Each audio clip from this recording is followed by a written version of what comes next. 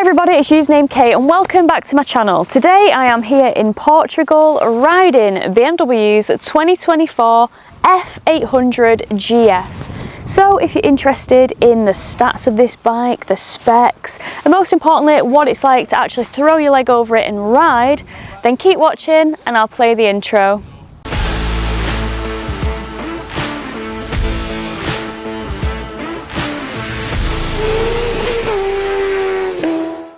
Well guys, this is a surprise bike that I'm on.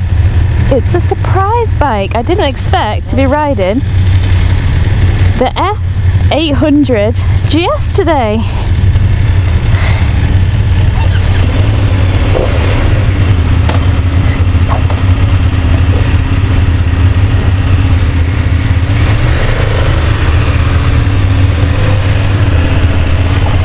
Yeah, so this is a proper surprise bike. I expected to come on this trip and ride the BMW R12, the R1290 and the F900 GS.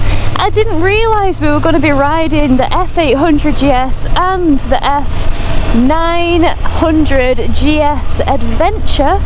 So I guess this is just a little bit of bonus footage.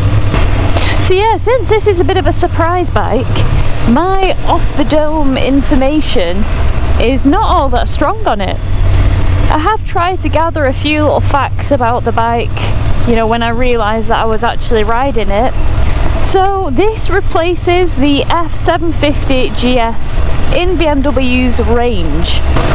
We're actually still utilising the same engine that the 900 has, so that 895 parallel twin,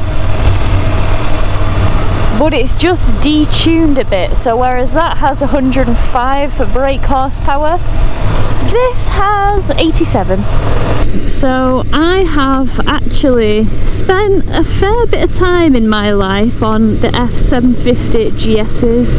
I used to commute in and out of a busy town centre on one quite frequently.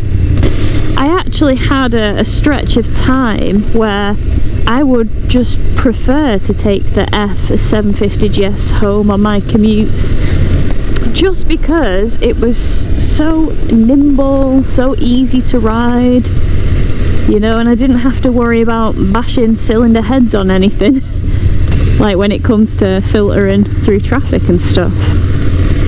And one of the things that I really did like about it was how accessible the seat height was in comparison to the 850 GS, and particularly the 850 GS Adventure.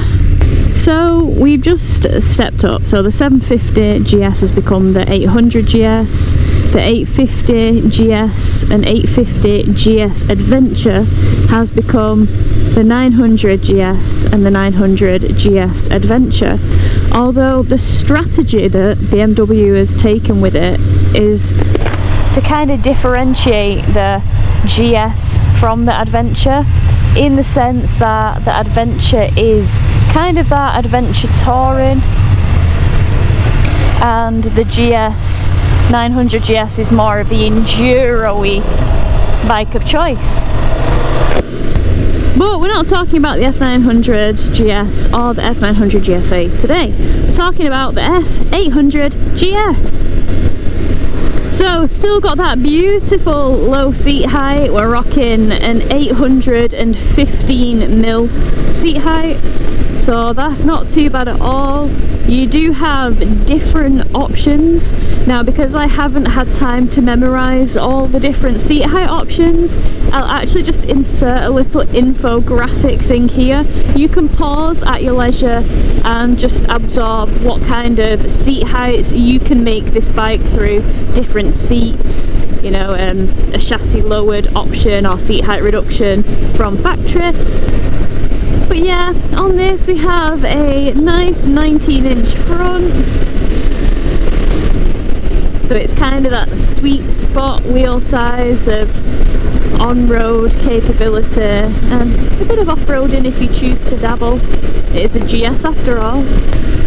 Well, with this we've got a TFT 6.5 inch colour. smartphone connectivity, mega easy to use. So we're not doing any off-roading today on these bikes. We are simply going to enjoy them on the road, sample what they have to offer. So with the F800 GS being the least expensive model in the GS range, other than the 310 GS of course, but when it comes to those middleweight adventure tourers and stuff, you know, it is the least expensive, and it's just a smidge under £10,000. I want to say £9,995. So since it is the least expensive of the range, we don't have any adjustability on that front suspension. As you can see, it is just what it is. So the three colour options available for this bike, we've got white, which is a base colour. We have this that I'm riding now, which is sport, and that does come with an associated cost, which I'll flag on the screen now. And then we've got triple black, which again comes with a cost. I'll insert it here. Even if I'm grossly underprepared with, you know, a surprise bike that I didn't think I'd be riding, I'm still going to do my best to deliver you guys the facts about the bike, because you shouldn't have to suffer for my unpreparedness, which admittedly wasn't my fault. But there is one thing that you'll be able to get out of this ride review today, and it is just how it handles, how it deals with the roads that Portugal have to throw at us. But honestly, the roads around here are absolutely flipping insane. Now we've got Maxxis rubber, which I'm not all that familiar with. So just from my kind of experience, it wouldn't be my rubber of choice, but I'm intrigued to find out, you know, how it copes on slightly dusty roads.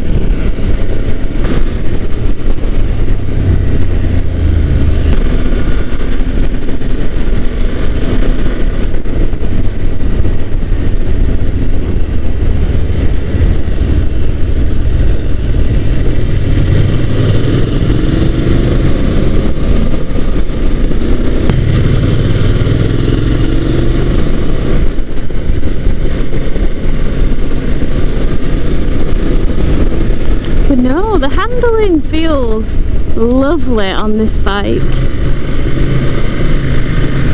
The engine definitely feels like a parallel twin. It definitely does, just with its pickup. Switchgear, again, very typically BMW. So yeah, in terms of like riding position and ergonomics and all that good stuff, if you ever did ride an F750 GS, it does feel quite similar and quite familiar to that bike. Oh wow, look! Oh, gorgeous! This has been equipped with a quick shifter and auto blipper, which is awesome. It always makes me laugh when I post about quick shifters and auto blippers and say, oh, I'd really quite like one on that bike, and you get people that are old school and kick off in the comments like, you don't need that, and like they've never tried it before, and it's like, oh, once you go quick shifter you never go back, you don't want to go back, and if you throw a blipper in the mix, oh, madness. Definitely noticing a little bit of heat from the engine on the left side. The shifter at the minute going up the box isn't the easiest to access. Through no fault of the bike whatsoever, I'm just wearing chunky off-road boots from this morning. Wow, these are gorgeous.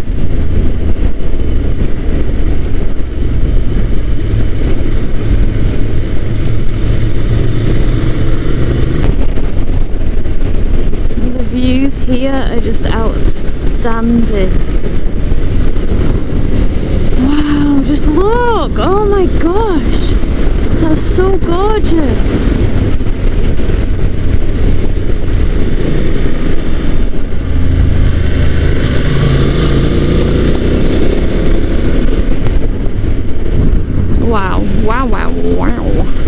Oh, you know it's a good trip when Owen Wilson comes out.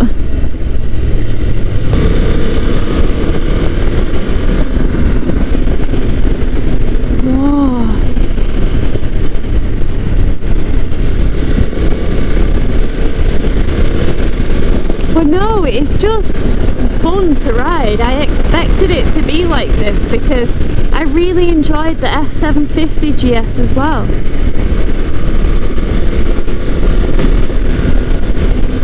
I guess it just, you know, suits somebody that perhaps is relatively new to riding. They want to enter the GS family. They're not so bothered about, you know, adjustable front suspension. They're not so bothered about having the sharpest brakes because they're not working a bike to the max. Because let's be honest, this isn't the kind of bike that you buy if you have your heart set on having a mad Sunday hoon. Do you know what I mean? There are more appropriate, applicable bikes out there than this. But this bike, I believe, is out there if, you know, you want to do some distance, some mile munching. The seat's pretty comfy, you know, we can put cruise control on this, we can have heated grips on this, we can have all the fancy modes on this, we can have a quick shifter and auto blipper on this,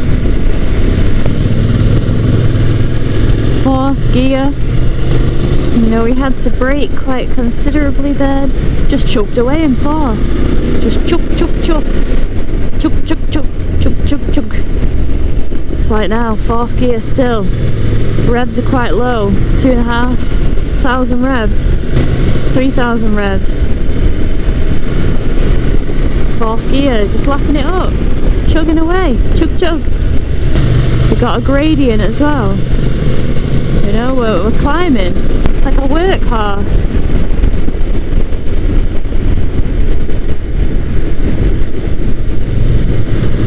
4th gear again. I haven't dropped it. I haven't dropped it down a gear. I don't want to jinx myself. Wow. That's awesome. VMAX. Oh man. Everywhere you look in Portugal, it's like you see a secret green lane, which isn't so secret.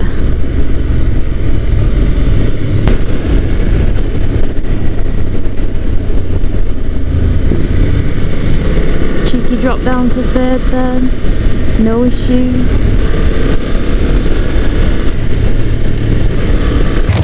Well everybody, that concludes my vlog on BMW's F800 GS. You know what, I really enjoyed it and I didn't think that I wouldn't because I did really like its predecessor, the F750 GS.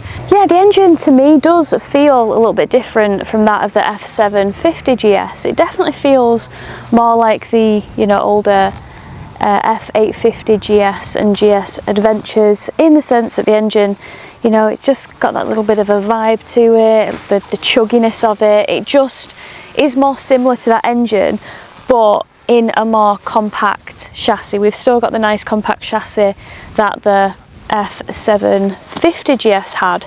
So yeah, definitely one of the more manageable entry-level GSs that BMW sell. You know, we don't have things like adjustable suspension at all, but it's coming in at a, you know, inexpensive price point compared to its big brothers that do have that kind of adjustability, and it is a banging package. It's one of those bikes that comes with a lot as standard, but you can also spec it up with different features if you choose to, such as quick shifters and auto blippers, or gear shift assist pro, I want to say, as BMW speak, and cruise control. I absolutely love the fact that the seat height on this is extremely accessible. So we have a standard seat height of 815mm. It just helps open up this bike and this, you know, adventure style bike to people that do have short limbs and, you know, who maybe don't want something extremely heavy. Overall, a very, very pleasant bike to ride. Guys, what do you think about this bike? Please let me know in the comments below. What colour option would you guys have it in? Would you go for the white? Would you go for this colour option, the sport, or would you go triple black? I think personally I'd go either this or triple black, because you guys know I do love a triple black. Right, please consider hitting that subscribe button if you haven't already, and I'll see you guys on the next video. Ciao for now.